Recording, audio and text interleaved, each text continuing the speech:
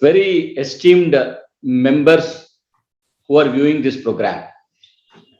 On behalf of the GST and Indirect Taxes Committee of the Institute of Chartered Accountants of India, I, the chairman of the committee, Rajendra Kumar P, welcome each and every one of you to this program.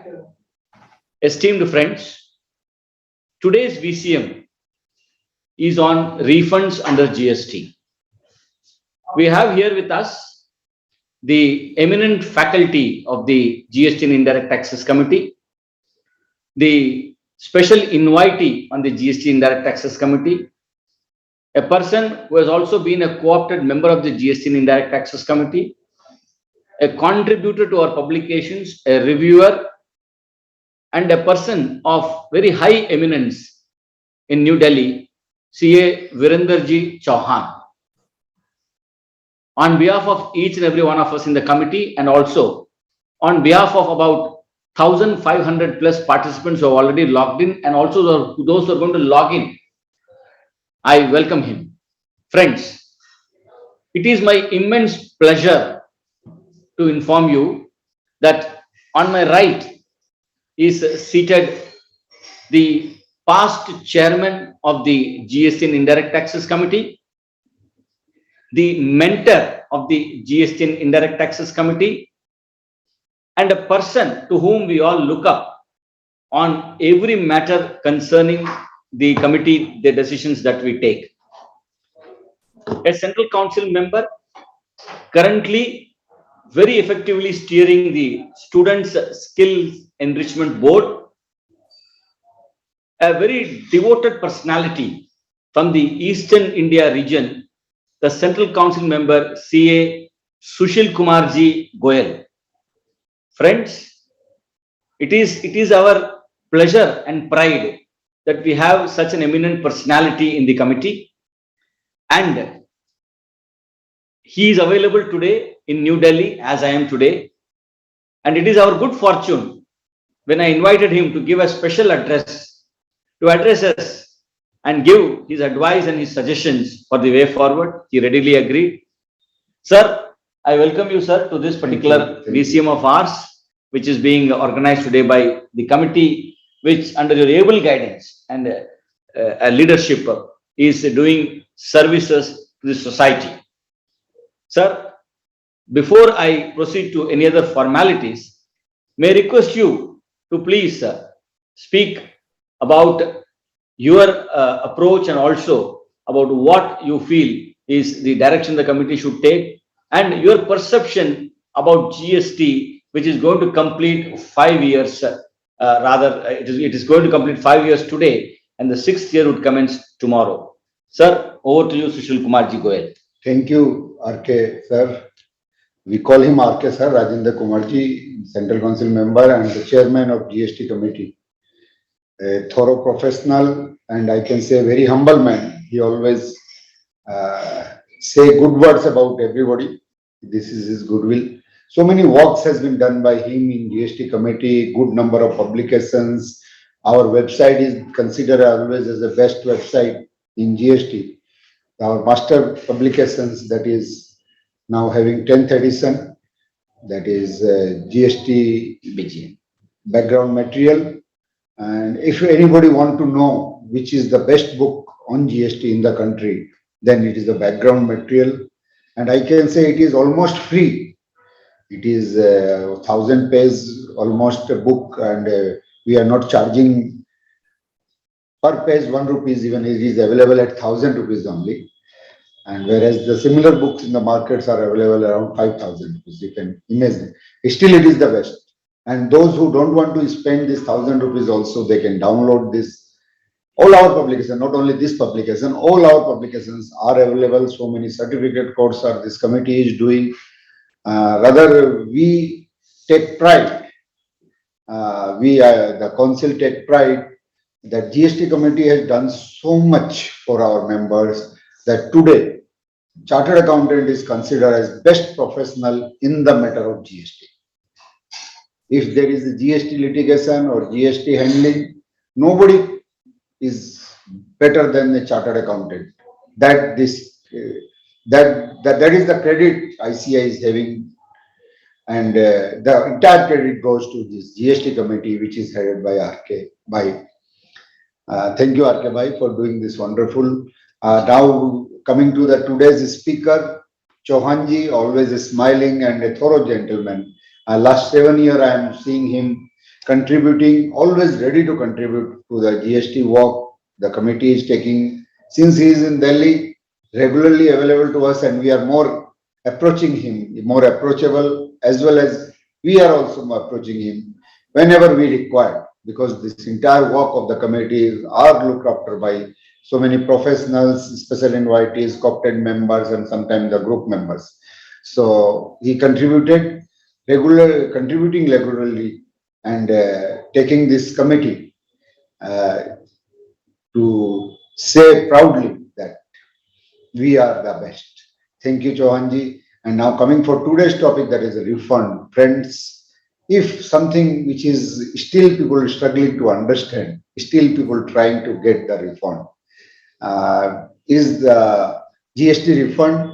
And Chauhanji, when he is going to speak, definitely he will take all finer points, some case laws also, and one amendment which is proposed by or rather I should use the word recommended by the GST Council yesterday, a welcome step, because this time-bound period of 2 years will not take into account the COVID time, that we have to see when the notification or rule has been drafted.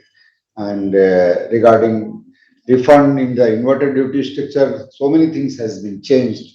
It is coincident that this seminar has been kept on 30th of June and the GST Council was on 28th and 29th. And major discussion was related to refund inverted duty structure took place, all the rate changes, everything is associated with the inverted duty structure.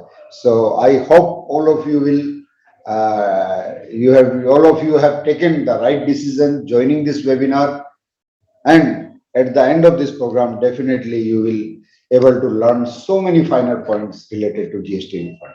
Thank you very much for joining, and thank you RK and Chauhanji and the entire GST committee officials for making this available to all our members. Thank you.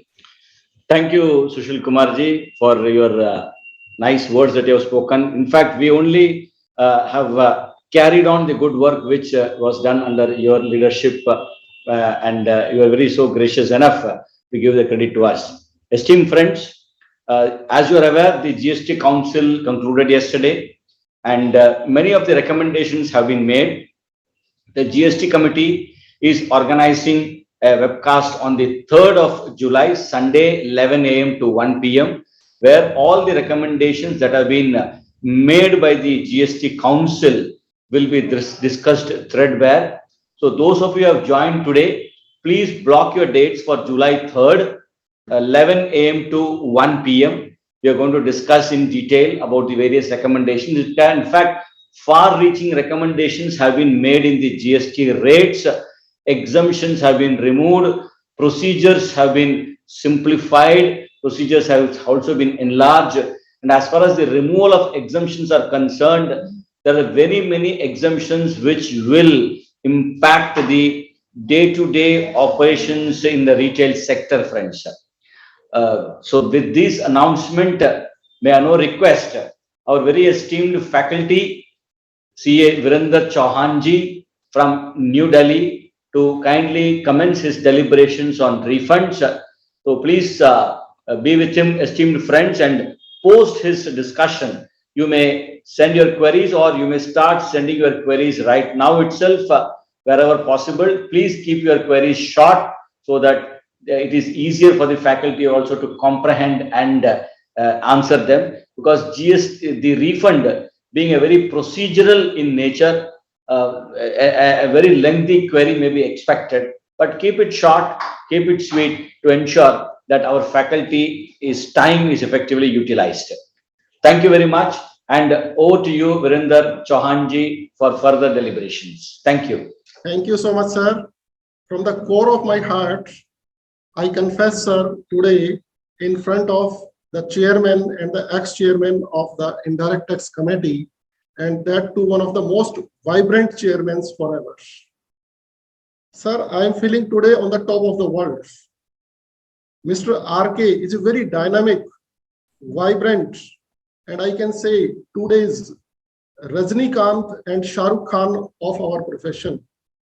Sir, you have set such high benchmarks for all the chairmen to come in the times to come that they have to struggle hard to reach to that level. So the kind of consolidation you are making across India by your presence, not only to the profession, but to the department, I can only say in one word, you are omnipresent. And our worthy ex-chairman, Mr. Goyal, is full of wisdom and knowledge. He is one of the most respected person across India. And he is such a blissful personality and revered that at occasion, I just utter from my mouth, he is like Lord Krishna. So your blessings on the profession are always take the profession up to the new dimension. So not taking much time, sir, I am grateful for your words of wisdom while you were talking about my introduction. Thank you so much, sir. At the same time, the organizer, Mr. Ajay Ray, who is the Deputy Secretary of the Directors Committee, he has worked hard so much reaching this particular seminar today to this level. He is one of the most loyal, hardworking, and honest. If I say in one word that he is a person who is dedicated to this Indirect Tax Committee 24/7. Thank you, Ajay, for bringing everything on board flawless. Now, my learned fellow colleagues, chartered accountants, my respected seniors, one of the toughest topic in GST as of now is refund. I will endeavor that I will make my beginning. Let me share my PPT in the meantime.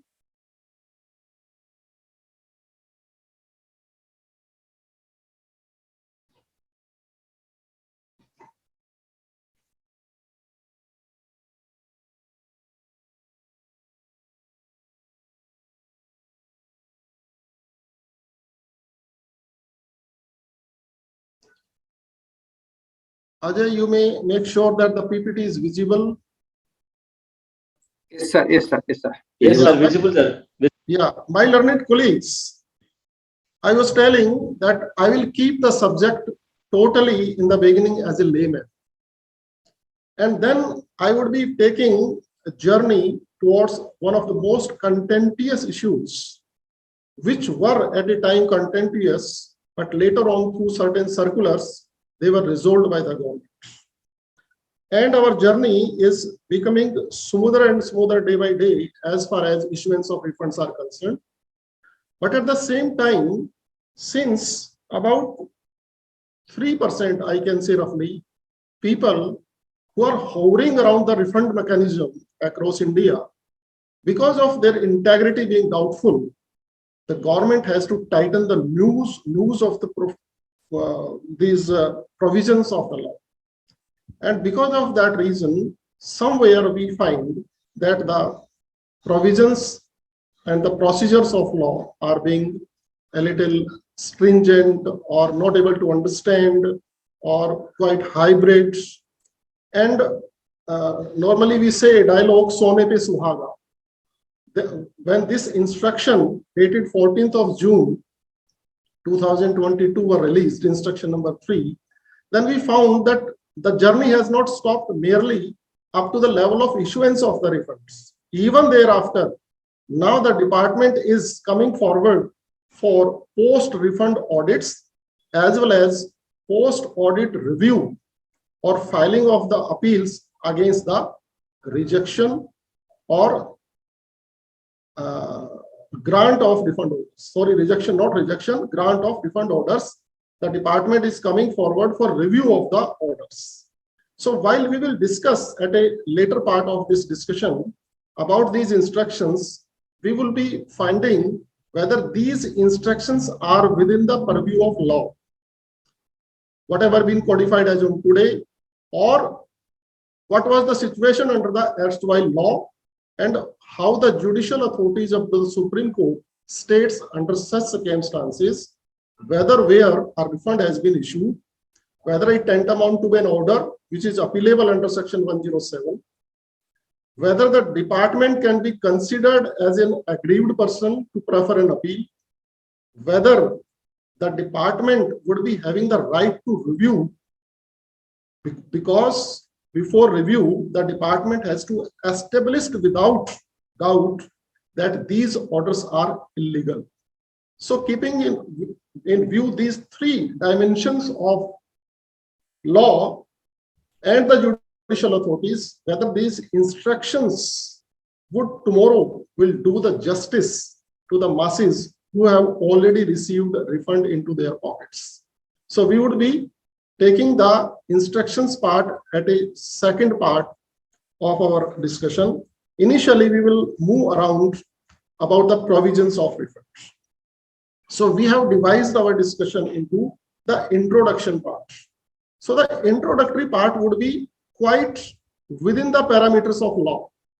You may not expect for any kind of discussion within this level, which would be of some contentious nature. Then we would be entering into the refund contentious issues, and then the instruction number 3, and in conclusion, we would be going through Q&A session.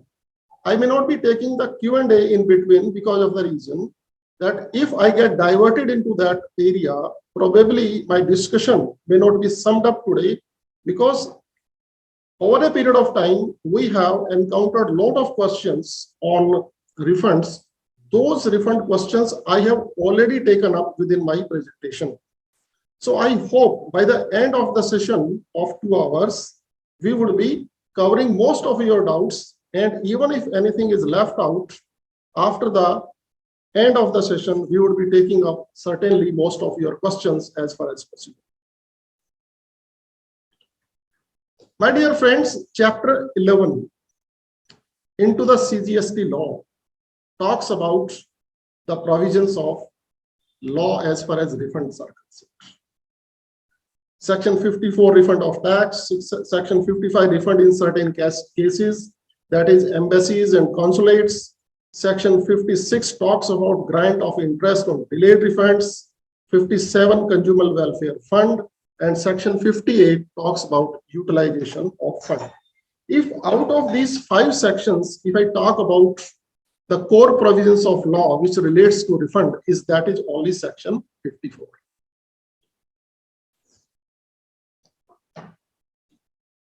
So we would be dealing only section 54 in our today's deliberation.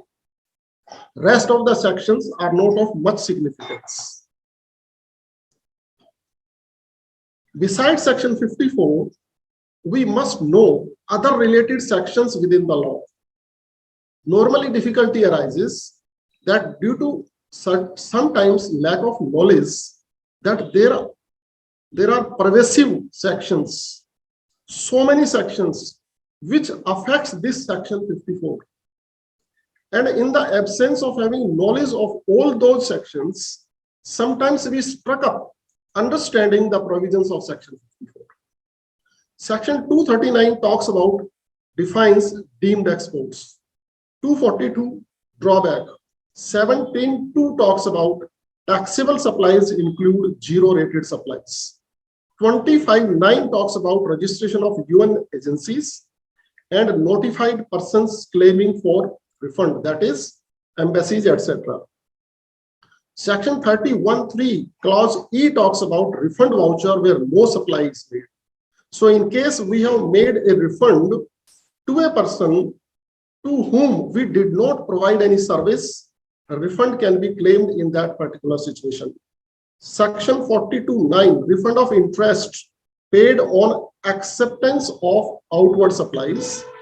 Section 43.9 says refund of interest paid on acceptance of reduction of output tax liability. Although these provisions becomes obsolete, but still these are under the statute. Section 49.6 talks about refund of balance in electronic cash or credit ledger. Section 51(8) talks about refund of tax deducted in excess or erroneously. 60 subsection 5 talks of refund of provisionally paid tax. We very well know that there are provisions of assessment where we can pay taxes on provisional basis. So in that particular case, if we have paid some excess taxes and the final orders takes place, then we are eligible for refund. Audit of erroneous refund by tax authorities. The provision of audit contained under section 65, subsection 7 already empowers the department to make our audits. Then 66(6), the provisions relating to special audit also talks about audit of erroneous refunds. Section 73, 74, and 75 are always there, which also talks about to raise a demand in case some taxpayer has claimed erroneous refund. Section 77, read with section 19 of the GST Act, also talks that in case of wrongful deposit of tax, the person can claim that particular tax and pay the rightful taxes. Section 122(1)(8) says prosecution for fraudulent obtaining of refund. 132 clause B says prosecution for issue of invoice resulting in wrongful refund of tax. Clause E says prosecution for fraudulent obtaining of refund. 142(1) refund of duty paid under existing law on return of goods. Existing law means extant laws. So these are the transitional provisions wherein section 142(1) talks about grant of refund of earlier taxes, duties, etc. Then section 147 defines what are deemed exports. You see, in terms of the foreign trade policy, there are so many supplies which are considered as deemed exports. But for the purposes of GST, only 4 types of supplies have been designated to be covered within this law, and only in those cases the refund mechanism has been invoked. Section 170 talks of rounding off of refund. So besides section 54, I am narrating before you another 20 sections, subsections, etc., which talks about or give strength or give weaknesses to the provisions as contained under section 54. Then there are certain sections under the IGST law also. Section 2, subsection 5 talks about export of goods, when the goods would be considered as exports. 2.6 talks about export of services. 7.5 talks about interstate supply. Interstate supply also goes up to the exports level. Then section 11 says place of supply provisions of goods exported out of India. Section 12 talks about place of supply when location of supplier or location of recipient is outside India. Section 15 talks about refund of integrating tax paid on supply of goods to tourists leaving India. All the provisions are not put in place as of now. And section 16 talks about zero rated supply. So besides section 54, I am talking about 20 provisions which are there under the CGST law, and 7 provisions are there which are under the IGST law. Now, if I talk about what is 54, let us hurriedly conclude about the legality of the refund provisions being contained under section 54 and the rules thereunder. You see, the legal and procedural aspect to claim refund of any tax paid in excess. There is a principle that first fund and then claim refund. So if any amount which has gone to the exchequer and that you are not liable to pay, you just come forward and say, I need refund, and you will get it, and with interest. Any other amount which was not payable, either excess paid or it was not payable. Suppose you paid certain taxes on RCM basis. Sorry, you paid certain taxes on forward charge. And at the same time, the supply was subject to RCM and the recipient was liable to pay tax under RCM. So the person who is a recipient, he also paid under RCM and you paid on forward charge. So normally such kind of questions arise, who can claim the refund?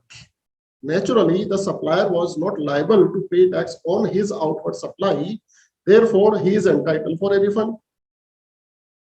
At occasion, question arises that section 54 subsection 3 talks about only two kinds of refunds.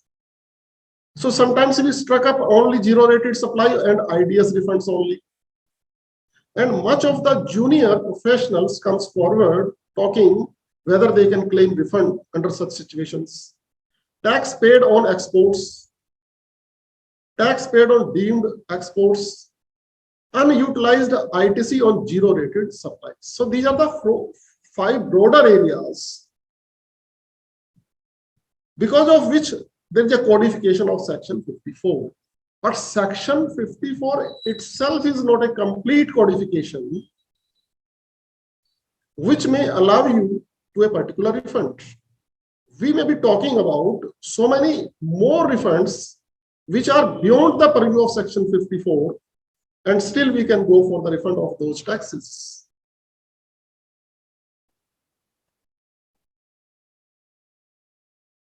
Unutilized ITC on IDS, supply which is not provided, claim under section 77, refund of casual taxable person, non-resident taxable person, refund to union, UN and agencies. So these are total 10 kinds of refunds which are being talked about or codified within section 54.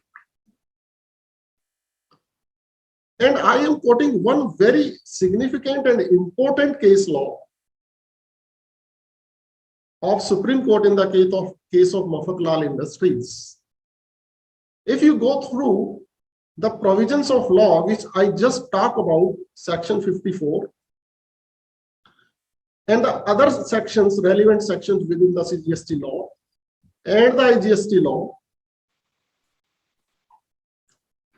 and coupled with the provisions under section 54, you will find there are empty in scope of seeking refund under various more circumstances which are not being talked about under section 54. So our horizon of learning as far as this provision is concerned should be quite wider, and we should always be litigant, finding reasons that why a particular liability which I was not supposed to pay should not be refunded, subject to the condition of unjust enrichment. You see, let us talk some other circumstances not covered under section 54. Refund of duty, tax under extant laws. I just told you section 142, where the refund of extant laws under central excise, service tax, and under VAT laws were codified under this particular section. But the same is not taking place under section 54. Then refund in case of retail outlets, duty paid shops at the airports, refund of provisionally paid tax. As I just told you that there are provisions to pay taxes on provisional basis. But if I paid taxes higher than of my liability, then those are being refundable. And the provisions of the same are not codified within the section 54. Section 54 has only given a clue that in case you are entitled for a refund at some other place of the codification of law, like this 142 or this provisional assessment under any other category. So we would be going through that category also. But that category is mentioned under a clause that which normally escapes the attentions of the professionals. Then refund of compensation cess.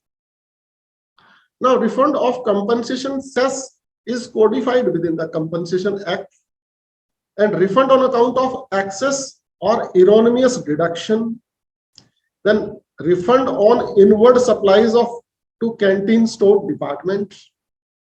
So these all things are coming forward through various notifications or through various other statutory provisions. Refund of interest against restoration of ITC. Refund of interest against restoration of reduction in output tax liability. So during the matching process of ITC, which are not prevalent, such kinds of refunds were not prevalent within the section 54, but elsewhere within the statute. Refund due to order of the appellate authority. Refund of central share in CGST and IGST in hilly areas. Then refund of tax under Seva Bhoj Yojana. So I am just giving you a clue through various examples that we should not restrict ourselves.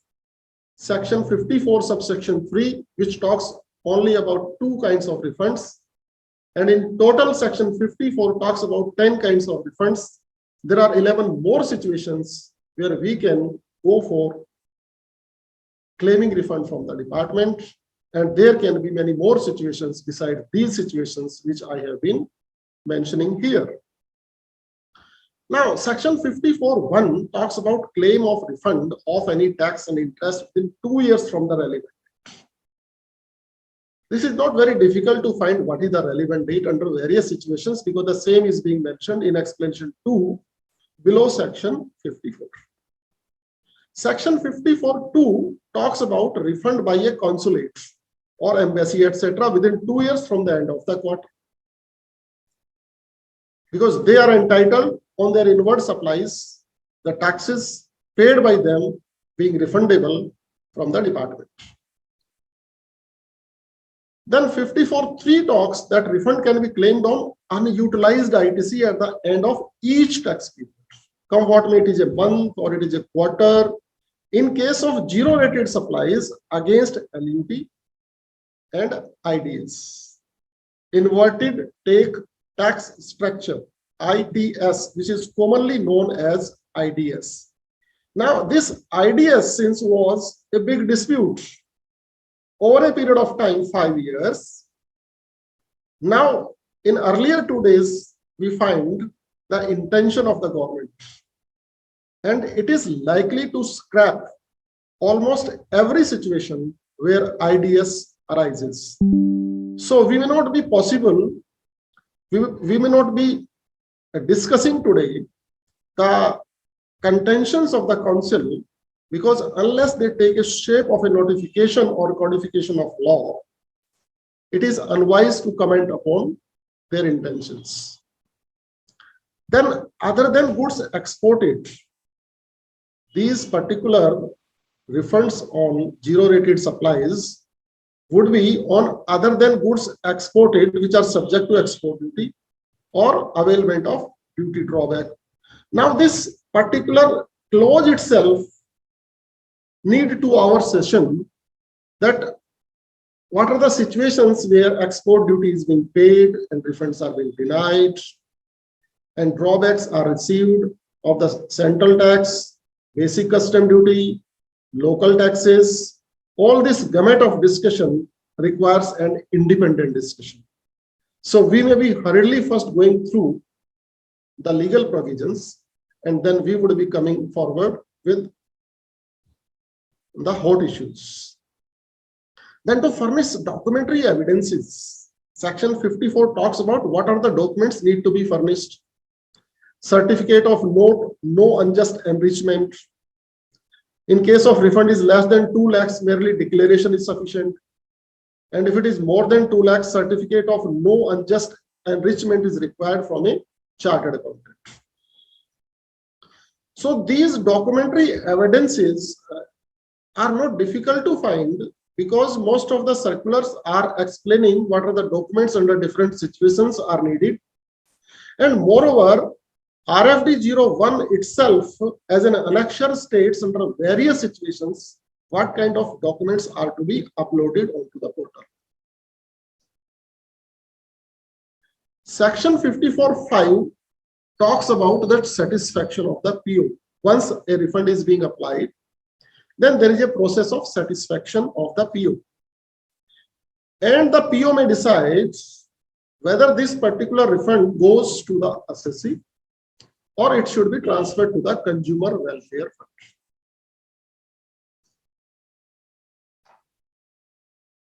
Subsection 6 talks about grant of provisional refund. In case we apply for a refund in case of zero rated supplies, we very well know that based on our shipping bill, which is considered as an application to claim refund, within 7 days, if all things are equal, our valuation is not an issue, matching concept is not an issue, transmission of data is not an issue, we have correctly filed our export sales zero rated sale in our table 3.1b, and it is matching or higher than the turnover being reported into table 6a of the GST R1 form. If all things are equal, which normally does not happen, then within 7 days we can see the light of a credit into our bank account. 54.7 talks about that rest of the refund means after our application is being received by the proper officer, he has to grant the refund within 60 days. 54.8 talks about refund to the applicant in certain situations, like refund of tax paid on export of goods, services, or all inputs or input services used in making such exports. Then refund of unutilized ITC under section 54.3. Then refund of tax paid on supply which is not provided. Then refund under section 77. Then any other amount subject to no unjust enrichment. The 11 situations which I talked about where we can go for refund which are not being talked within section 54, they are being covered under this clause E. Any other tax or interest as may be notified by the government. Then subsection 8A says about refund under the state GST law. It is only a machinery provision. Then notwithstanding anything to the contrary in any judgment, etc., the refund shall be made as per section 54.8.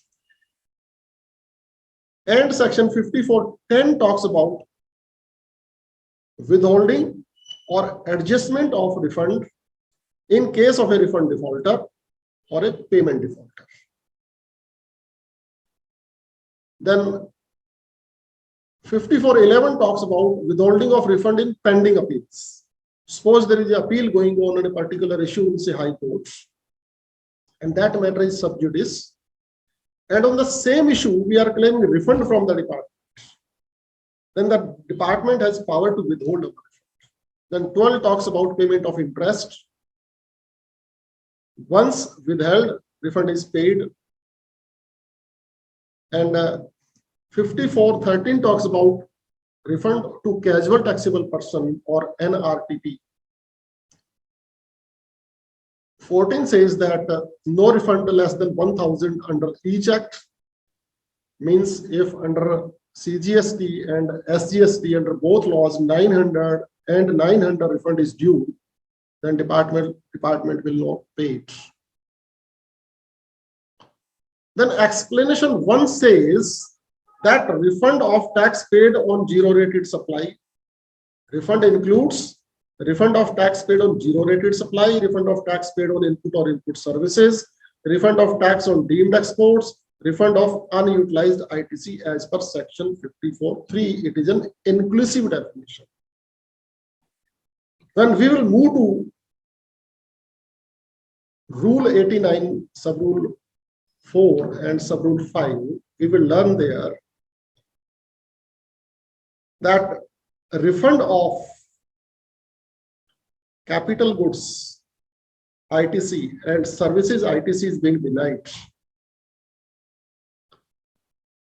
So this refund includes, we have to keep this particular provision also in view while we are analyzing that Rule 89, 4 and 5. Now explanation 2 talks about relevant date means. So it is very simple to understand. There are no much contentious issue as far as relevant date is concerned. So under various situations, like you are exporting through sea, you are exporting through land, you are claiming refund under inverted duty structure. As far as refund from the cash ledger is concerned, then this condition of 2 years does not apply. Section 54(1) itself says so. So under various situations, supply of services, etc., this relevant date has been defined under the law itself. Now, as far as rules are concerned, Rule 89 says about application for refund of tax, interest, penalty, fee or any other amount. 90 talks about a grant of acknowledgement, because once acknowledgement is granted, only then it is considered that your RFD 01 has been filed. Then the officer grant provisional refund as per the procedure laid under Rule 91. 92 talks about order of sanctioning refund in RFD 06, etc. And then credit of the amount of rejected claim refund in case your refund is either partially allowed or not allowed. In that particular situation, your refund would be rejected refund would be credited into your electronic credit ledger. Then order sanctioning interest on delayed refunds, which are the provisions under section 56. Then refund of tax of certain persons like consulate or embassies, etc. Then 95A talks about refund of taxes to retail outlets established in departure area of an international airport beyond immigration counters, making tax-free supply to an outgoing international tourist. Like in case of embassies, we file the claim of refund in form GST RFD 010, RFD 10. But in case of these outlets, we claim refund in GST RFD 10 capital B. Then 96 talks about refund of integrated tax paid on goods or services exported out of India. Then 96A talks about export of goods or services under bond or letter of undertaking. Then 96B talks about recovery of refund of unutilized ITC or integrated tax paid on export of goods where export proceeds not realized. Earlier, the realization of export proceeds were mandatory in terms of section 2 subsection 6 of the IGST Act in case of supply of services only, but at later stage they were made mandatory in case of goods also. The 96C talks about under which bank account credit would be given. 97 says about the consumer welfare fund, and finally 97 capital A talks about the procedure laid for manual filing and processing of refunds. So this is how entire codification of the law has been made, wherein I have explained you chapter 11 of the CGST Act, chapter 10 of the rules, and various other provisions being contained under the CGST Act as well as under the IGST Act. And but for those reasons, that some other provisions are also there for seeking refund, then we may be having in total about 21 categories of refunds which are being available to us under the statute. If I talk about Rule 89,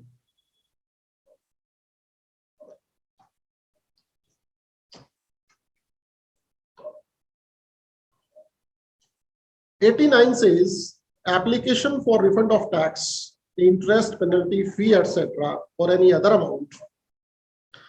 Any person claiming refund other than person covered under Section 55, that is consulate, embassy, etc., and other than the persons exported goods out of India on payment of tax, because payment of tax provisions are contained under Rule 96.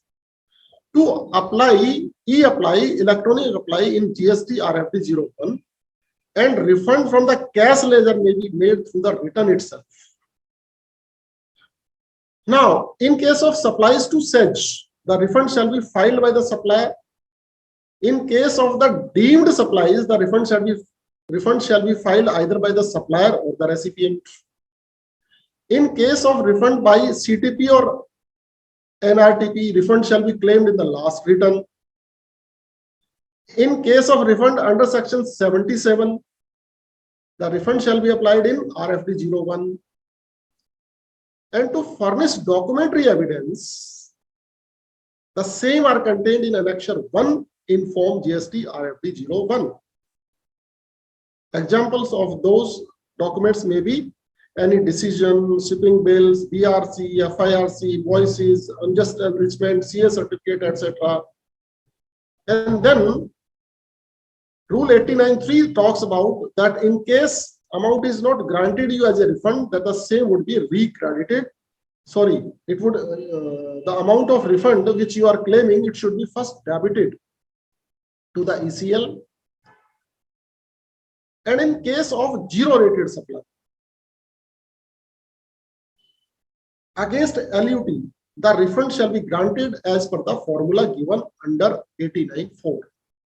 Much of the junior professionals are not able to come up to the level of understanding this formula, which is being contained under Section 8, Rule 89.4. But this is very simple. I have given one illustration also in respect to how to go for this particular formula. And in case of refund on account of IDS, the formula given is under Rule 89.5. Rule 90 talks about providing of acknowledgement. In case refund is called for from cash ledger, and this acknowledgement in GST RFD 2 shall be issued within 15 days in case of refund from electronic credit ledger. This Rule 90 is talking about different situations under which the PO will issue you an acknowledgement. And in case of any deficiency, the PO shall communicate the same to the applicant in Form GST RFD 03. And the applicant shall furnish a fresh refund application. Now here question may arise that in case you apply fresh, what would be the situation about the limitation?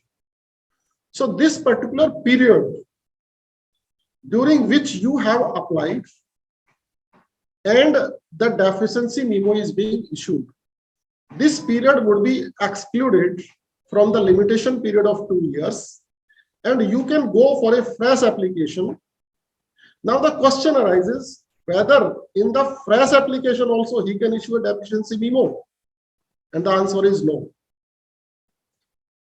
In case he has asked in your original application, suppose 5 points, suppose he said that you submit CA certificate, and you submitted that certificate in the fresh application along with the earlier documents which you are attached with the fresh application, then second deficiency memo cannot be issued by the PO. He has to grant refund. Only in some exceptional situation, in case of some high magnitude mistake, if it's found by the officer subsequently, he can definitely go for asking for those clarifications also through a deficiency memo, but the law or the provisions or the circulars issued by the department reached to the conclusion that deficiency memo cannot be issued twice. Then deficiency period in form GST RFD 03 shall be excluded from the period of 2 years. This rule 90 sub rule 4 says, and the applicant before any action on the part of the PO may withdraw his refund application in form GST RFD 01W. Grant of provisional refund. Provisional refund shall be granted to the extent of 90%. No prosecution during last 5 years. Only in those particular cases, provisional refund would be eligible. Provisional refund order to be made in form GST RFD 04 and payment order to be made in form GST RFD 05. So if we know these procedural aspects, then we can always contest before the authorities in case of delays made by them. And we can always claim the onus of delay is whether on the taxpayer or it is on the department, so that we can always claim 6% interest on delayed period. Rule 92 talks about order sanctioning refund. Means when PO is satisfied, he may issue order in RFD 06. In this, if this refund is withheld, then he has to issue order in 07 in part A. And if this withheld is no longer applicable, then he has to once again issue an order under RFD 07 in part B. In case of PO not satisfied, he may issue notice. This notice is normally of a type of show cause notice in the form of RFD 08 to be replied within 15 days through RFD 09. So after RFD 08, fresh application cannot be filed. But after deficiency memo in RFD 03, fresh application can be made. In case RFD 08 show cause notice is being issued, this notice is normally talks about that in view of the following deficiencies, why your refund should not be rejected. So you are given another 15 days scope to rectify your mistakes. And when PO is satisfied about amount payable to the applicant, he may issue payment order in form GST RFD 05. Now, earlier this RFD 05, after issuance of this GST RFD 05, the payments were to be released by the respective governments, state and center. But later on, this particular provision was unified, and the authority which is issuing the refund, the same authority will even grant payment to the taxpayer both of central and state taxes. Credit of the amount rejected refund claim. Now, Rule 93 only talks about when PO issues deficiency in form GST RFD 3. At the same time, the amount shall be recredited into the ECL. When the PO has rejected the refund, the amount shall be recredited to the ECL. Means deficiency memo or issuance of rejection order in RFD 06. Under both situations, our ECL would be credited back. 94 says order sanctioning interest on delayed refunds. 95 talks about procedure laid down for the purposes of refund to the embassies or consulates, etc. And 95A talks about the refund in case of retail outlets established in the departure area of the international airports. Like consulates apply in RFD 10. Similarly, these retail outlets have to apply for their inward supply ITC credit refunds in form RFD 10 capital B on quarterly basis. 96 talk about refund of integrity tax paid on goods and services exported out of India. the shipping bill shall be deemed to be an application for refund. And 96A talks about export of goods or services under bond or LUT. And this LUT is to be furnished before the date of export. And 96B talks about recovery of unutilized input tax credit, etc., where export proceeds are not realized. And now we are entering into some issues or questions as far as refunds are concerned.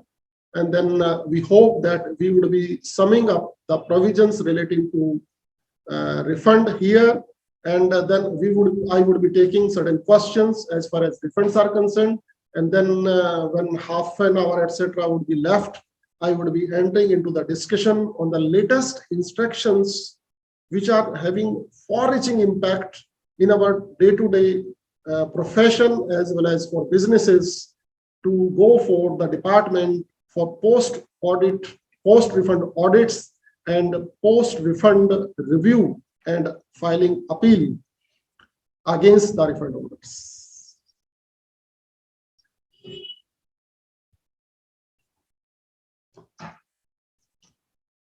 Friends, here is a question which very commonly comes. If I export petroleum products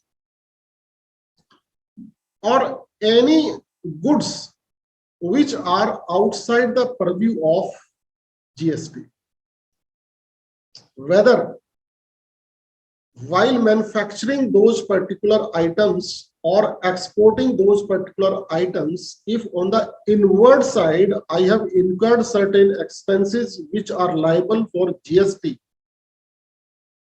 can I claim the refund of those ITC which I paid on the inward side as refund? So the querist has put in question whether GST paid to custom house agent and RCM on transportation of extra neutral alcohol, which is commonly known as ENA, wherein VAT being item in Punjab, being VAT item in Punjab and Haryana states purchased against Form H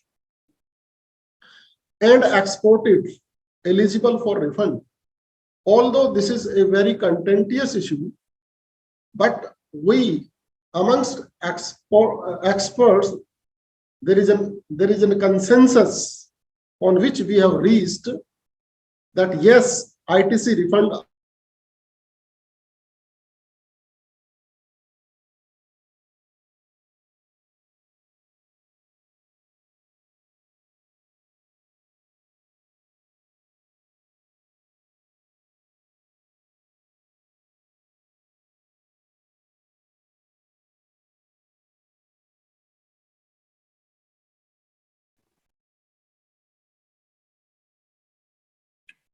Brenda Chansa?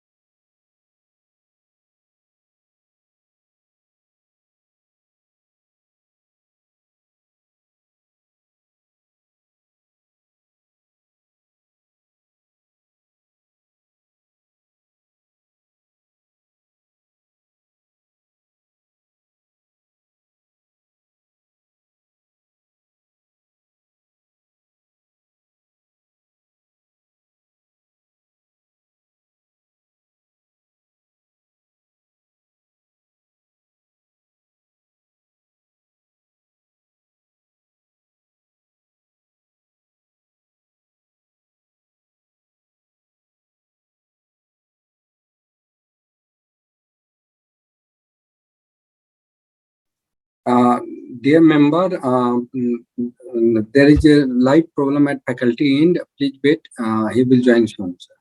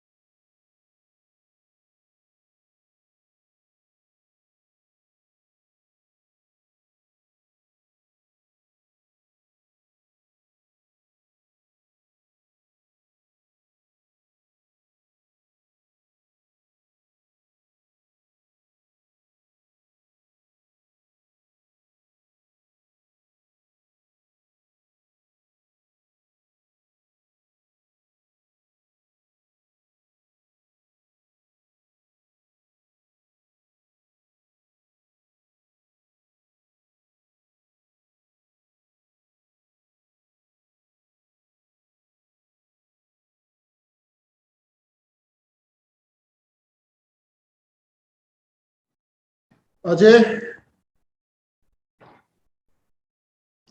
Yes, sir. extremely sorry, light fluctuate हो गई थी. I'm just sharing the You are PPT. live, sir. अगर मैं hotspot लेता तो उसमें थोड़ी quality में फर्क पड़ जाता है. You are live.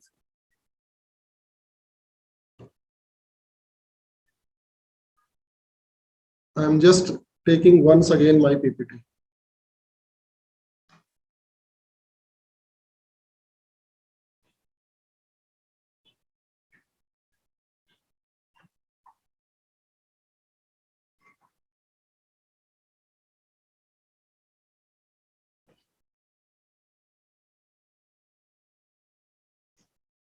Yes, my dear friends. Ajay, I'm audible. Yes, sir. Thank you. PPT also visible. So Yes. please. Extremely sorry for interruption once again. So in this particular situation, when the goods are not taxable or outside the purview of GST, Section 16 of the IGST Acts enable us to seek refund even under those situations when the goods are exempted. Now the question arises whether the exempted goods includes this petroleum products also, and the answer is yes, because section 247 talks about that defines exempt supply as inclusive of non-GST supply. Therefore, this is one of the most hot issue before the authorities as well as before the professionals, because very large quantum of refunds are being held up by the department in this particular category. Therefore, we are of the opinion that such kinds of refund must be claimed by you, and since under the erstwhile law, there were no such situations as are prevalent under the GST law, but there is a very important and famous decision in the case of Kohinoor rice, which went up to the Supreme Court level, that when rice were exempted and those were being exported out of India, on the inward side, there were certain taxes which were being paid by the exporter trader or manufacturer. They were claimed as refund, and the authorities decided in favor of the assessee. The second issue arises, what is the procedure for claiming refund of unutilized ITC on export software services without payment of IGST? So sometimes members go for unnecessary kinds of ideas that whether software services are supply of goods or supply of services. Now, this is a question of fact, whether a particular product in the software is supply of service or supply of goods. So you may go through schedule 2 for the purpose and may first decide whether it is supply of goods or supply of services. Then in case of supply of services, you have to apply in RFD 01 electronically before the expiry of 2 years from the relevant date. So you must not apply much of your mind that in case it is designated as supply of service, then there is some other procedure, same procedure as applicable to normal services. Third question.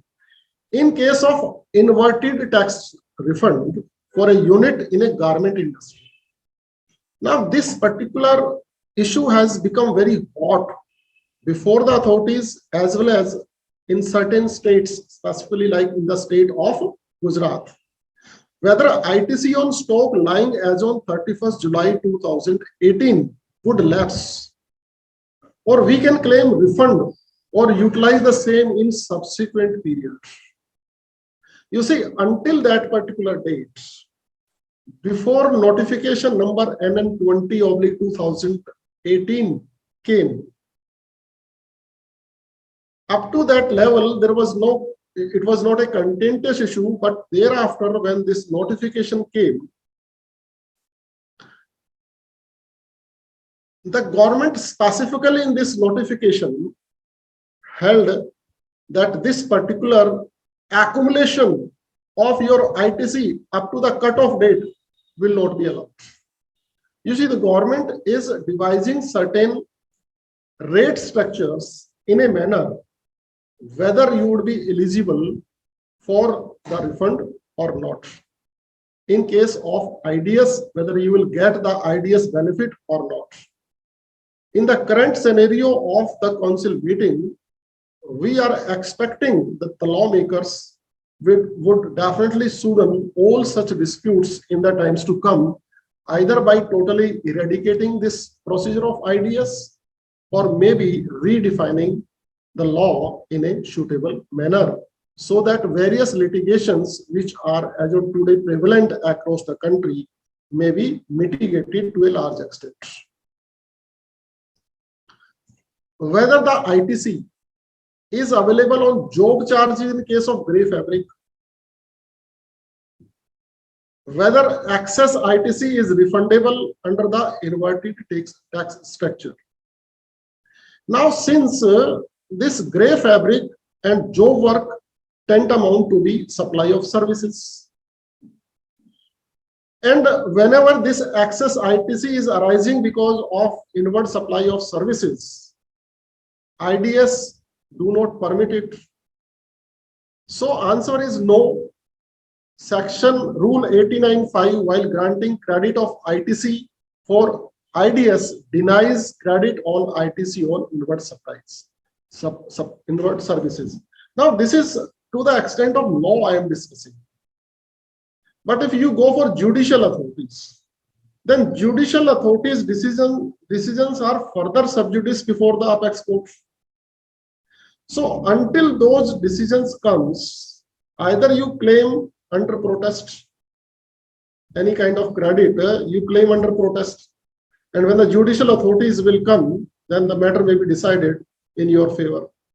Like in case of real estate sector, Safari Retreat, Odisha High Court decision is subject to sub judice before the Supreme Court. Supreme Court has also granted stay on that particular decision. But many of the real estate builders are still claiming credit under protest. Like there is a very hot decision in this direction is that telecommunication towers, recent decision in the case of Geo communication. So the Mumbai High Court has decided that telecommunication towers are not immovable property, and they are being held that they are movable plant and machinery, and deciding that in favor of the assessee, they have created a Pandora box of litigation. But whenever any litigation comes like this, either that is being plugged by the subsequent budget amendment, or they are being plugged by the Supreme Court. So let us hope that these litigations continues and comes in favor of the assessees, and this regress provisions are being mitigated out of the law in the times to come. But at this juncture, for me, it is not right to state that we must claim ITC on supply of inward services as far as IDS is concerned. Now, whether RCM on freight is applicable to the dealer of exempt supplies, if paid by mistake, whether claim for refund on such wrongly paid RCM available. Now the querist is asking a question first, whether exempt supplies transportation is free from RCM provisions. Straight away, the answer cannot be given either yes or no, because in NN12/2017 CTR, there is a list of situations under which the GTA services would be exempt. Serial number 21, 21A, 21B, like agriculture produce, is within this particular entry. In those particular situations, RCM provisions are not applicable as far as transportation of such exempt goods are concerned. But if wrongly, if someone has paid RCM, certainly that would be refunded. Whether GST paid at concessional rate of 0.10%.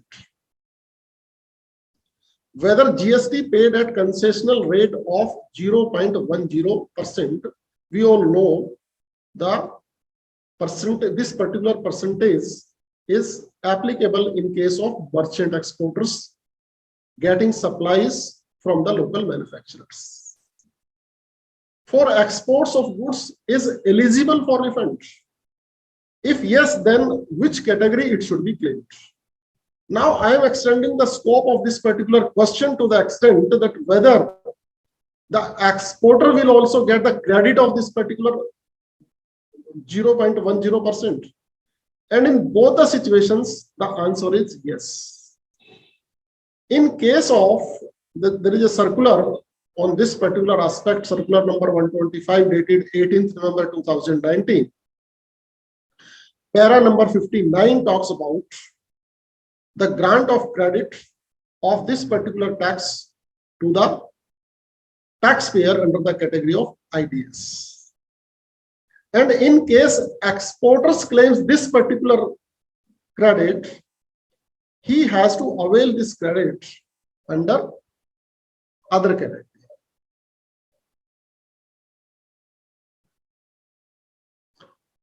Next question, whether a dealer who has already paid late fees at the time of submission of Form GSTR 1 return can claim refund of such late fee being waived by NN 74 for the period July 2017 to November 2019. You see, whenever any such schemes comes, those schemes comes only for those taxpayers who are defaulters. Therefore, no refund of late fee on filing of GSTR 1 to those taxpayers who have already paid late fee for filing their late returns. So the taxpayers who has already paid the late fee cannot claim refund on such amount, and such fact is categorically mentioned into the notification.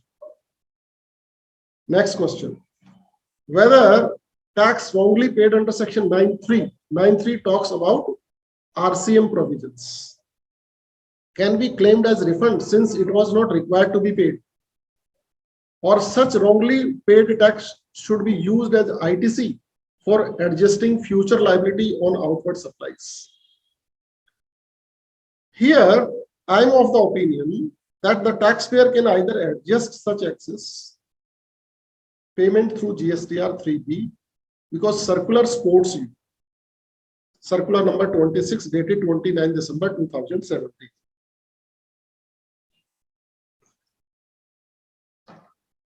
Or can claim refund as clarified in circular number 125. You have both the options. But if you ask me the legal aspect of any wrongful payment, you see, any wrongful payment are not allowed in terms of section 11 of the CGST Act. So under such situations, you should always go for refund. Like in a hotel, rooms less than rupees 1,000 per day are exempt.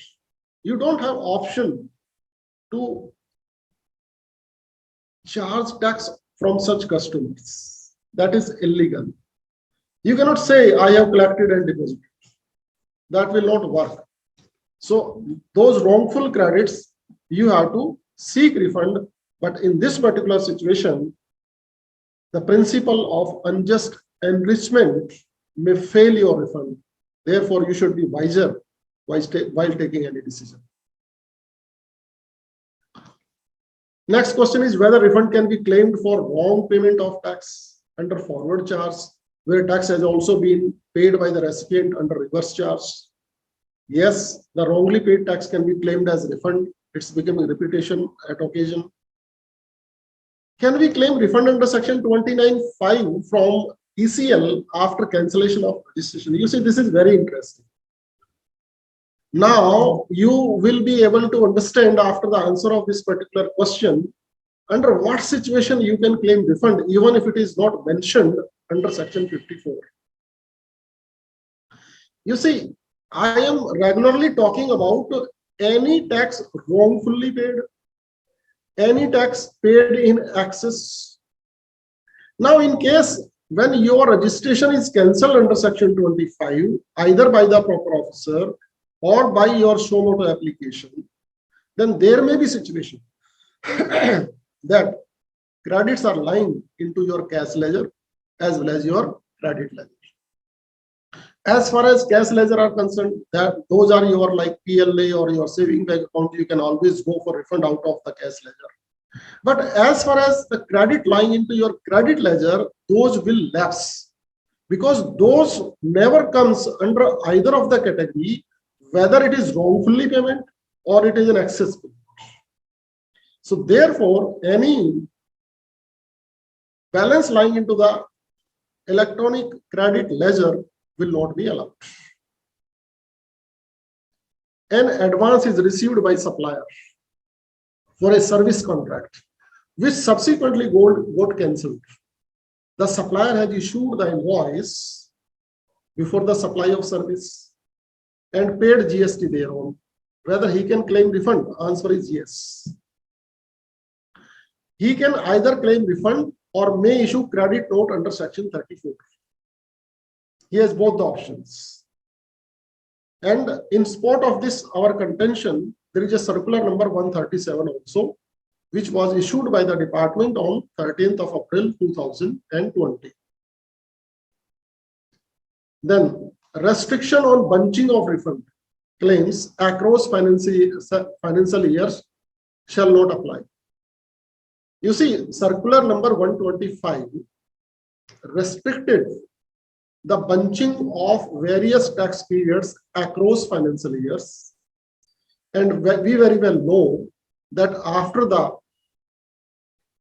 decision of the Honorable High Court, the department took a U-turn and issued another circular number 135, wherein they stated that as per Rule 89(3), ECL to be debited by the applicant by an amount equal to the refund so claimed, manner of debiting of, sorry, I have entered into some other question.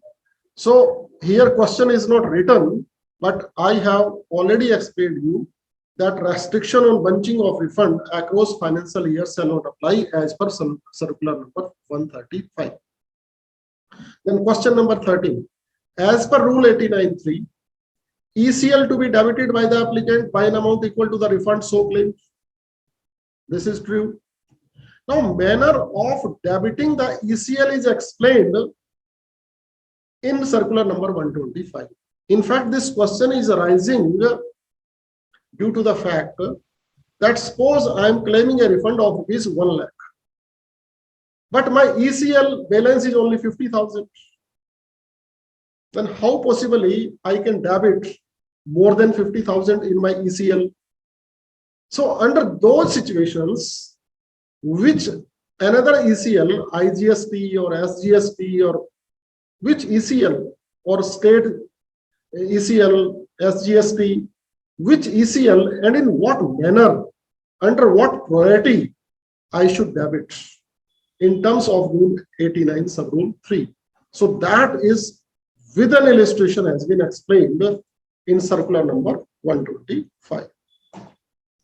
Another issue is, can you explain the computation of refund of unutilized ITC under Rule 89 sub Rule 4?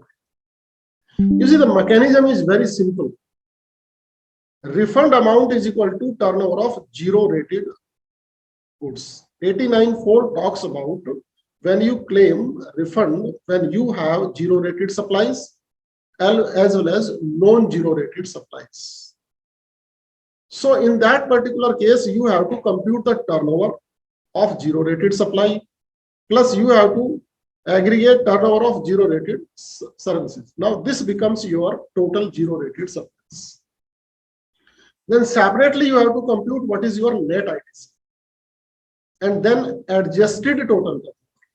Now, all these terminologies are being explained within the rule itself. And circular number 147 is categorically making a detailed discussion on this aspect. And after going through the rule as well as this circular, probably I am of the opinion that you may not held up yourself how to compute your refund amount when you are making zero rated supplies as well as you are making domestic supplies. So for the sake of brevity, I have highlighted one question, one illustration here, specifically because of the reason that the department, when invoked that your outward zero rated supply would be restricted to the extent of 1.5 times of the value of your equal quantity of domestic products into your local market. Means suppose you are selling a product at the rate of rupees 200 in India and you are exporting that particular product at the rate of 350 outside the country, then your export supply would be limited to 1.5 times of your domestic supply rate, that is 200. Means maximum your export value for the purposes of refund would be considered at rupees 300. So this particular illustration is self-explanatory. I will not ponder much on this particular illustration. Then what are the cautions to ensure transmission of data to customs designated portal data matching? Now this is becoming a day-to-day affair that once we make zero rated supply, but for many reasons that our tax invoice says something, our commercial invoice says something, our table 6A in GSTR 1 says something. We filed our GSTR 3B in column 3, A1 or I or II, A or B, C, D columns. In column A, we wrongly filed our 3B, whereas we should have filed in 3B. And the turnover in GSTR 1, turnover in GSTR 3B are mismatching. So then there comes an issue of transmission of data from GSTN portal to the cases GST of the customs house. In that particular case, automatic refund sometimes are held up. So I have ensured that after going through this question number 15 and its answer, you will find almost every aspect of mistake which we normally incur, so that in the times to come, you may mitigate those issues and you may be smoothly granted refund by the authorities through the automatic process. At the same time, there are mismatching issues of the valuation. So those are also I have explained into 2 slides where you can go through and you may find with the support of circular number 37 dated 15th March 2018, the department has very much willingly tried to combat with this situation itself also, since long queue of refunds were pending because of such non-transmission and valuation differences. So those issues are being mitigated by the department time to time through various circulars. So therefore, at this juncture, because of paucity of time, we may not take up all the issues which results into non-issuance of automatic refunds through the custom portal. How to claim refund of compensation cess? Circular number 45 dated 30th May 2018 talks about the total procedure, how to claim compensation cess refund. Can you comment on duty drawback related issues? You see, sir, refer circular number 22 and circular number 37. These particular notifications and circulars relating to duty drawback itself is a seminar. Therefore, I have given you clue how to go and reach to the answer of your question. How to claim refund subsequent to appeal orders. So this particular aspect is also clarified by the department in circular number 111. Nothing is difficult. With the application of refund, you have to just give your decision of the appropriate authority of the judicial authority, High Court, etc., and then you will get the refund. Is there any case law on ideas on fabrics? Such questions definitely come. Yes, since there was a dispute on this issue, so there is a Gujarat High Court decision which is in your favor. But how far this decision would help you, this time will tell. Can you state the procedure for manual filing of a refund? Certainly, circular number 17/17 dated 15th November 2017 gave elaborate procedure how everything from application till disposal of refunds would be conducted manually into the initial phase of GST. And then can you state the procedure for electronic filing of the refunds? Certainly, this procedure was also given by the department in circular number 125 dated 18th November 2019. So if we'll read this 125, and partially it was amended subsequently, this 125 is a master circular which will open up Pandora box of details or explanations for a aspirant of refund from the department. Now we will enter into, what's the time?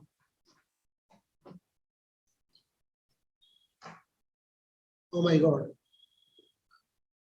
Let me hurriedly conclude these instructions also, and then we will be left to discuss any kind of question answer section. Otherwise, I have to switch over to other portal and then see the questions, and probably this very important aspect of discussion of instruction number 3 would be left out. My dear friends, the objective and scope of this instruction is effective monitoring of sanction of refund claims. Effective monitoring, the word monitoring is important. Effective monitoring of sanction of refund claims to safeguard interest of revenue. The board has issued the instructions to the department with an aim to monitor the legitimacy of the refunds being issued by the GST regime, keeping in view the following objectives: to prefer an appeal against refund orders passed if it is prejudicial to the interest of refund. Now, the intention of the department is very well taken, that to obviate divergence and ensure consistency, prescribed uniform procedure relating to refunds, sanction, and post-audit and review in terms of Section 107, subsection 2 of the Act. Now, in nutshell, what the department is going for, that up to the stage of granting refund, department has no mechanism to go for any kind of audit or assessment, because refunds are just to be issued within 60 days. Now, if the department is going for any kind of adjudication or assessment procedure, that takes a long time. So what is the present scenario, and what was the scenario into the extent law, was that into the extent law also there was a circular dated March 2005 probably, that almost such perimetria instructions were issued by the department for the purposes of post-audit and review of the refunds being granted under the extant law. And same kinds of provisions are being brought into the GST law, that up to the level of granting refund, we will not verify anything except the documents. But post granting of refund, these review mechanism or post audit mechanism or filing of appeal against the taxpayer before the appellate authority, whether are within the four corners of the judicial authorities, codification of law, whether these are within the purview of ambit of legal law. Let us examine this aspect. In terms of circular number 17, pre-audit of refund orders is not required, but post-audit may continue on the basis of extant laws.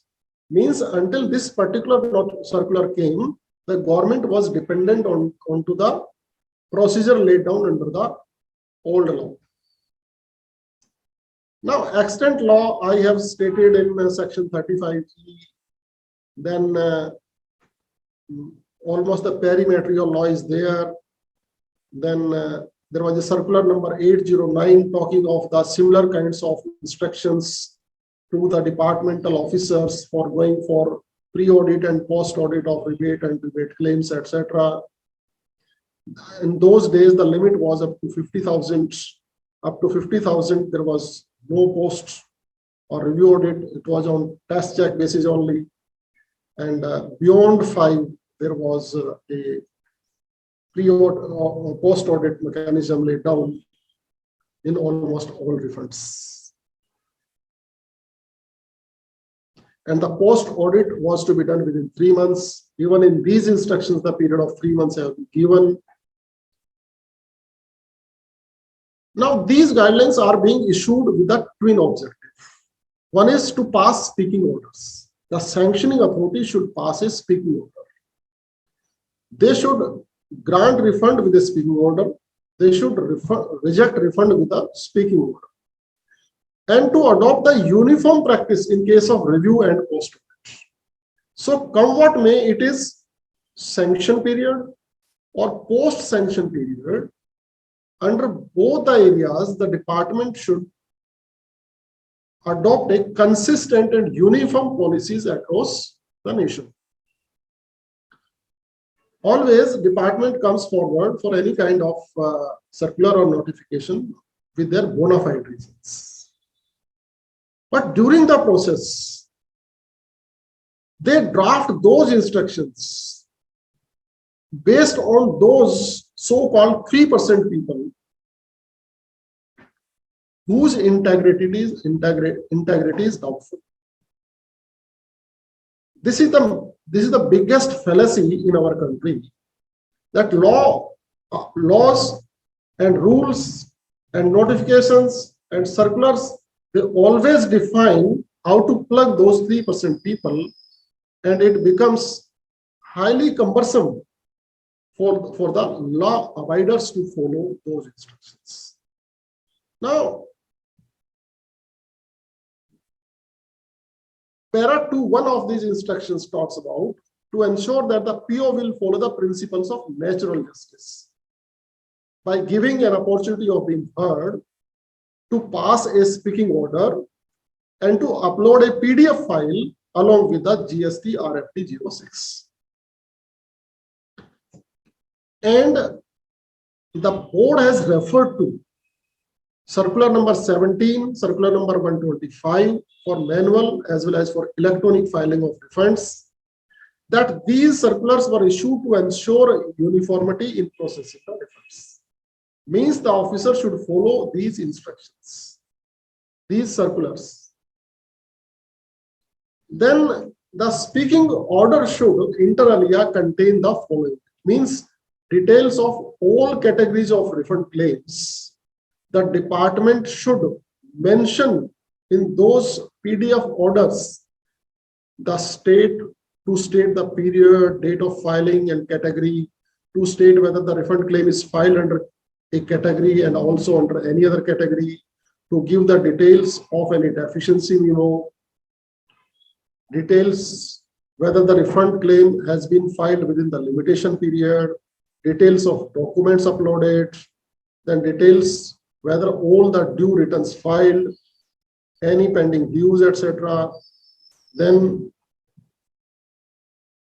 findings on details submitted by the applicant, then whether unjust enrichment certificates have been obtained.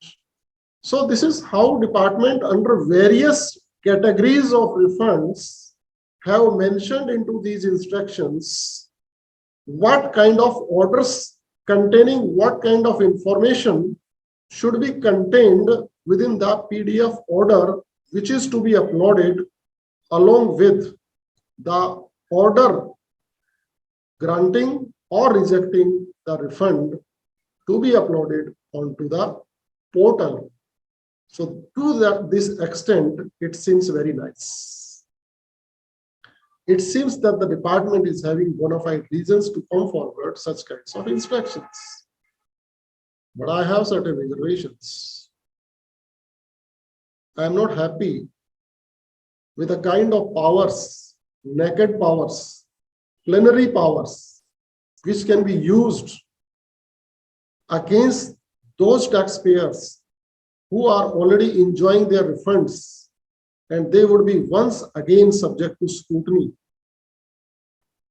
Now the PO to upload speaking order in PDF along with Form GST RFD 6, it would be available to the applicant. It would be available to the post-audit or reviewing authority also. Now the reviewing authority can invoke Section 1072 and may prefer an appeal within 6 months from the date of refund order in case refund claim is 1 lakh or more. All refund orders, including necessary documents, shall be available on ACE's GST. A post-audit cell may be created in each commissionerate. The post-audit should be concluded within 3 months from the date of refund order. To review the refund order shall be completed. The review of refund orders shall be completed at least 30 days before the time barring period under Section 1072. Means the appeal can be filed by the department against grant of refund within 6 months from the date of order. So the PO has to make the post-audit or post-audit review 30 days ahead of this time barring period. Until online facilities developed on ACE's GST offline mode may be adopted through e-office. So the automatic process online is yet to be started as far as this post mechanism is concerned. I have these 3 reservations. As far as these instructions are concerned, my first reservation is whether refund order is subject to appeal. You see, we experts immediately on release of any notification, circular, etc., encounter one way or the other and find reasons of issuance of such instructions, circulars, or clarification, etc. Means thereby there ought to be some ambiguity. There ought to be some dispute. There ought to be some court decision. Then only the department comes forward to pull back certain benefits, either in the form of ITC or refunds or rate of tax. So my first contention, which some school of thoughts amongst experts says, that refund order is not subject to appeal. Whether refund order is part of the appellate mechanism contained into our GST law, Section 107, subsection 2 reads like that in case any adjudicating authority passes an order or decision that is subject to appeal. So in law, there are mainly several divisions. Like initially, we talk about the definition part. Then we talk about the levy part, charging sections. And then we talk about the procedure or machinery part, like filing of return, registration, or you can say payment of taxes, granting of refunds, etc. And then we go to the assessment and adjudication process. And the adjudication process has been contained under Chapter 14 of demand and recovery from the taxpayer, which start from Section 73 and 74. So is there any adjudication process being followed while granting the refund? Answer is no. So in that way, one school of thought says that the refund order is not part of the appellate mechanism. But me, myself, is not of that opinion. Because Section 121 contains the negative list of those orders which are non-appealable. So if I go through that particular 121 section and then I comes back to section 107 and keeping in view the erstwhile law and the judicial authorities, I am of the firm opinion that any order passed by any authority into the GST law except the non-appealable orders as contained under section 121, all other orders are subject to appeal. To this extent, I have no issue because this is my school of thought. You may agree or may not agree. You may belong to this school of thought or another school of thought. Then the second aspect comes within that particular section that in case a person is aggrieved, any person who is aggrieved, now whether after granting of refund for no reasons, which are patent, which are placed on record, which are within the parameters of the officer who is a reviewing authority apparent on record. When there is no reason, like if an order is passed against me and a demand is being raised, merely that demand order itself, I may be aggrieved. But whether a granting of refund would tantamount the departmental officer within the same hierarchy who belongs to a different division, which is a once again a reviewing division or under the same commissionerate and headed by a deputy commissioner or joint commissioner, means one deputy commissioner or additional commissioner or joint commissioner granted me a refund, and within the same commissionerate another officer is aggrieved. Another issue, and very interesting issue. But still, I am not much perturbed of this issue also. The highest issue, which I will never agree, and I'm highly against, is about the jurisdiction to review a refund.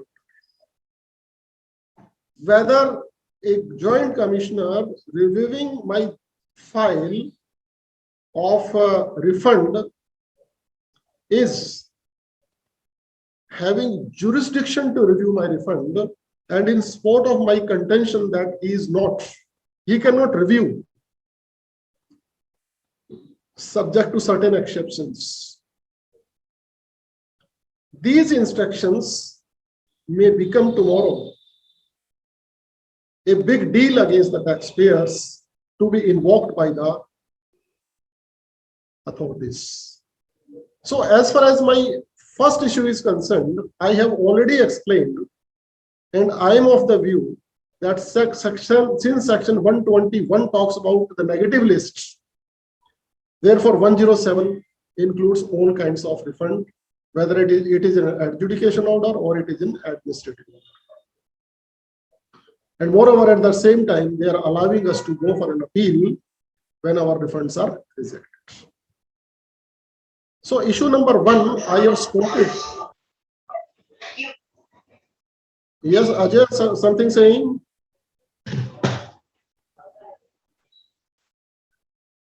No, sir. No, sir. Okay. Please carry. So as far as issue number one is concerned, I am supporting my view with a judicial authorities of Apex Court, wherein it was said so that even an order like this would be subject to appeal.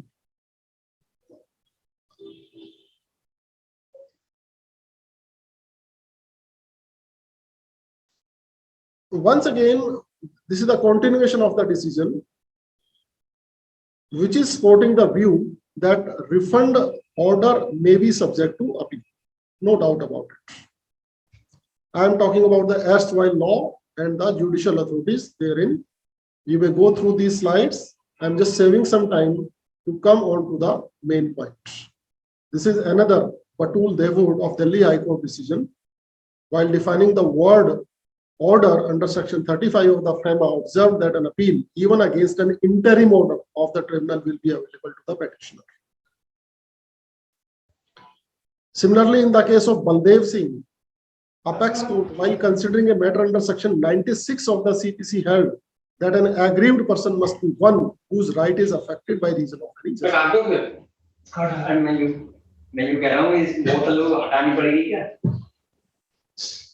Now I am talking of another decision of the Apex Court, which held that unless a person is adversely affected by decree, he is not entitled to file an appeal.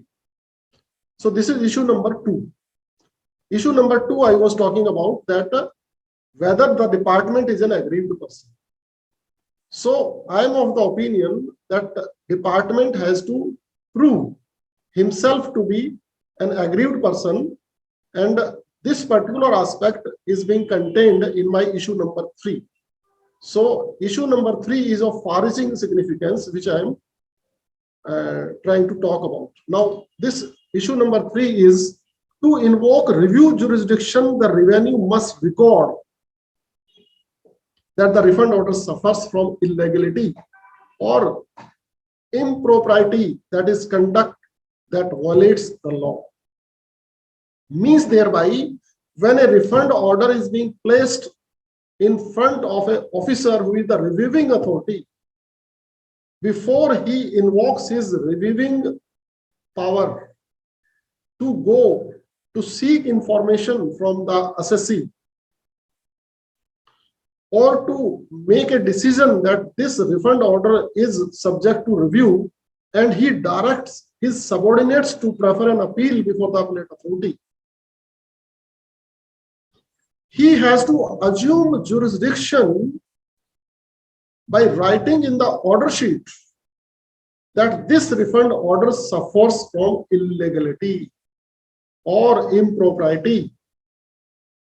These two words are almost the synonymous words. Like in income tax under section 148, there were provisions that the officer has to give, applying his mind, reasons for reopening the assessment. So once refund has been granted, it is completion of an event, and this particular event can be reopened for some reason, and that reason is that this closing was illegal.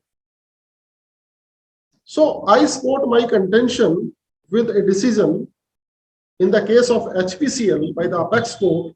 It was a 5-judge bench decision wherein the superior authority cannot act as an appellate authority. So the superior authority, who is on the seat of reviewing my refund, they cannot act as an appellate authority. And revisory authority can examine the process based on material evidence. Now, those material evidence should be placed on record, and they cannot re-examine the evidence. So the proper officer who has granted refund, if he has examined a particular document in his orders, so the reviewing authority cannot re-examine that, and the revisory authority can interfere where perverse finding has been recorded by this decision. Now, the court says that it is trite in law. It is very obvious in law that review jurisdiction can only be exercised for testing the legality of the decision-making process and not the decision on merits per se. So they cannot challenge the decision itself. And in the case of Carrier Ericom, the Honorable Apex Court, while considering the question of whether the reviewing authority has exceeded its jurisdiction, held where the AO classified chillers under the particular entry. Chiller is like air conditioners. And then reclassification under separate category by the commissioner in an order of review was held to be bad in law. The Supreme Court affirmed the tribunal's order that the commissioner in review could not have relied upon a new material and passed the order upon points not arising out of the order of the subordinate authority. So in my opinion, when a refund order has been passed and the related documents are uplifted onto the portal, and when they are available to the reviewing authority, based on that material and decision, the reviewing authority has to come to the conclusion that this particular grant of refund orders is illegal and having these flaws or mistakes which are apparent on record, and then the reviewing process may be invoked, and then after reviewing process, that officer may direct to his subordinates that this refund order is fit case to be preferred before the appellate authority.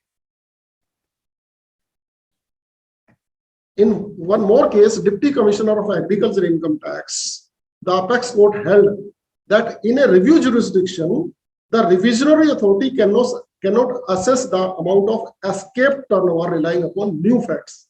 The question here is coming, new facts if are coming before the reviewing authority, so that particular order may not be held to be tainted with illegality, and the reviewing authority may be facing a lot of challenges before opening of refunds in a routine manner, because most of the professionals are of the opinion that almost all refunds would be subject to the review by the other authorities.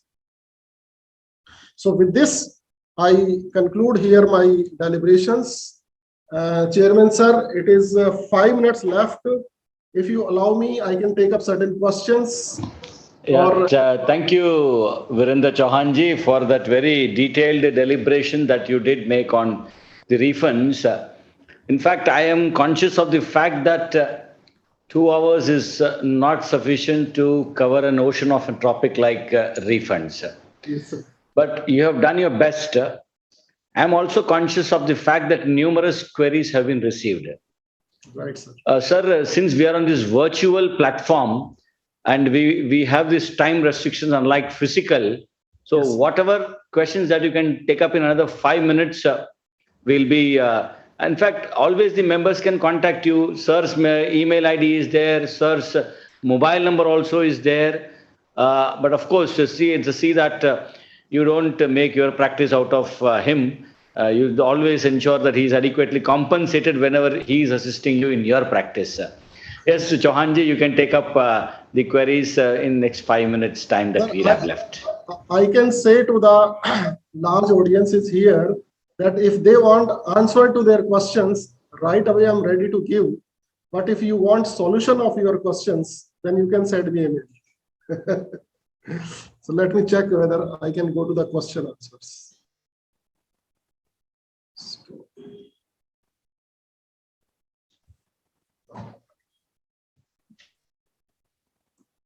I have to enter to the another portal. Yes, sir. There's a question portal which is there. This one. Yeah, what is the password? User ID.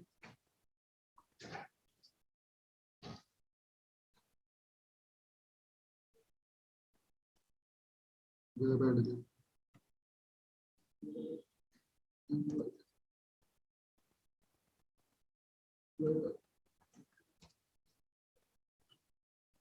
Sign.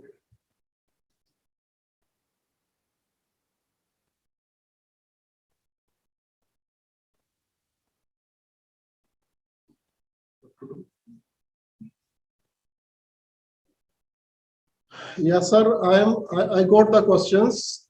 First of all, I would be leaving the lengthy questions, quite large questions. How to claim refund in zero-rated supplies done within 2 years for export invoices without payment. This month, demerger happens, and I am asking this query for transfer company.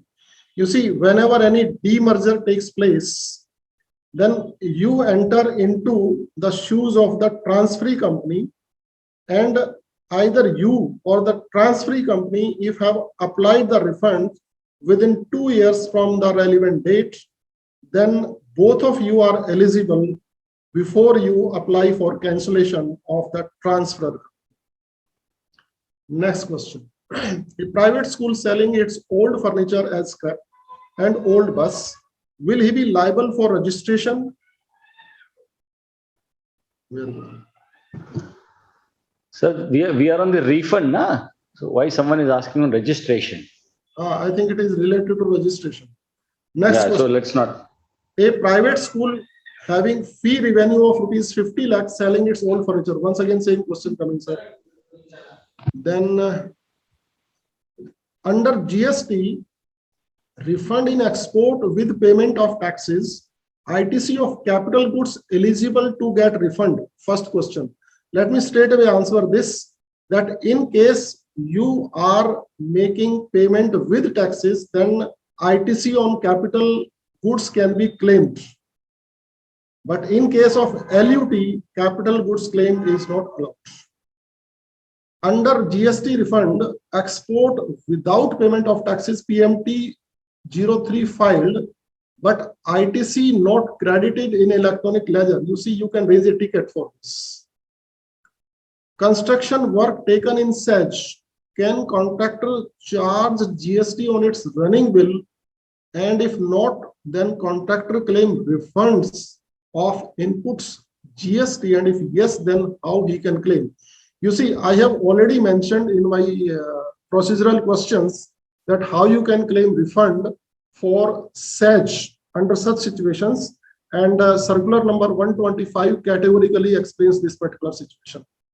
How to get the refund of accumulated ITC of capital items in case of goods exporter as well as service exporter. You see, if you make such zero rated supplies on payment of taxes, then credit of capital goods can be availed, otherwise not. Is GST refund allowed to sales entity? Under various situations which I discussed, I have already explained you. I think these are the repetition of the questions. Whether a CA certificate is required for getting refund under inverted duty structure if amount exceeds, excess is rupees 2 lakhs. You see, CA certificate requirement is there under those situations where the question of unjust enrichment arises. So in this particular situation, since you are not going for any kind of unjust enrichment, therefore CA certificate is not required. In the case of inverted duty, ITC on services are not allowed for refund working. Can the assessee utilize that credit for payment of output tax for that period? Certainly, as far as it relates to export of services, and since credit of ITC against export of services relates to this particular aspect, so rule 42 and 43, when you will go through, you will find that this particular ITC relates to the exempted supply made by you as an export. Exempted, I am talking specifically for the purposes because on that particular aspect you are claiming refund. Although they are taxable, but for ITC purposes, just to make you understand in a layman language, such ITC will not be allowed. Capital input credits were accumulated due to new projects. Input taxes are 18% and output taxes are 12% or 5%. Can we claim the refund? We could not utilize GST credit in future as well. You see, certainly if you are under IDS or an exporter, in any case, capital goods credits are not allowed. You see, you have not clarified. You are only talking about your output 12% and 5%. Material you have not talked about. At what rate your inward supplies are there. So therefore, I cannot decide at this juncture whether you are covered under IDS or not. In any case, the question that I presume that the person is asking is that there is a accumulated credit on account of capital goods purchases. That is how I am able to decipher this. So he's not an exporter. Okay. Of course, not that, because that is not stated. Input taxes are 18%, output taxes are 12 or 5. So Yes, when in that case, it would be allowed. It would be allowed because he is a normal businessman. Next, the company is a trading company. The company made domestic and export sales under LUT from July 17, starting of GST to March 21. The company made only domestic sale during April 21 to March 22. As on today, the company has not filed any refund application. You see, if you have not filed your refund application within 2 years, and if the quantum is high, then you can always litigate before the judicial authorities for mitigating of this default on your part. But if quantum is not high, then we will not advise for litigation, and you may leave for claiming refund which are beyond 2 years. Chauhanji, we have just exceeded 1 minute. I mean, we need Yes. to close because we have this time restrictions on the VCM, sir. Yes, sir. Yes, sir. If I receive, sir, these questions on my mail or Yeah. through Ajay, I will reply on the questions. Yes, sir. Ajay, please transfer these questions in as is where is condition to the Honorable Speaker Virendra Chauhanji, because these questions also contain the email ID of the person who has asked. And wherever Virendra Chauhanji deems it fit, he will directly answer the member concerned. So, esteemed members, thank you very much for staying till now. And as I told in the beginning, those of you who joined late, on Sunday, 11 a.m. to 1 p.m., we are having a session on the recent recommendations made by GST Council. So this is a session which will take you through the various recommendations which have been made by the GST Council. And as has been as the Revenue Secretary has informed through the various media, that these recommendations will be made applicable from July 18, which means that there will be notifications which will be issued. And on many matters, it is notifications which will clarify. But nevertheless, we will have a 2-hour session, and I request all of you to please register and join. Of course, there is no charge for registration. There is no charge for participation. It is only your time that you're going to invest. And again, on behalf of all of you, on behalf of all of us at the GST and Indirect Taxes Committee, I sincerely thank CA Virendraji Chauhan for taking us through this wonderful session, for sharing his wisdom and knowledge with us and spending his valuable time. I also thank the GST and Indirect Taxes Committee, headed by its secretary, then Mr. Ajay, who was there here with us since last 2 hours, and our technical collaborators from the institute here, Harish, who is seated here, and also all others who are there who lent this support to us. So thank you very much, friends. Keep supporting us, keep encouraging us. We stand motivated by your attendance, by your queries, by your questions. Thank you very much once again. Thank you. Thank you, sir. Thank you very much, sir. Please close.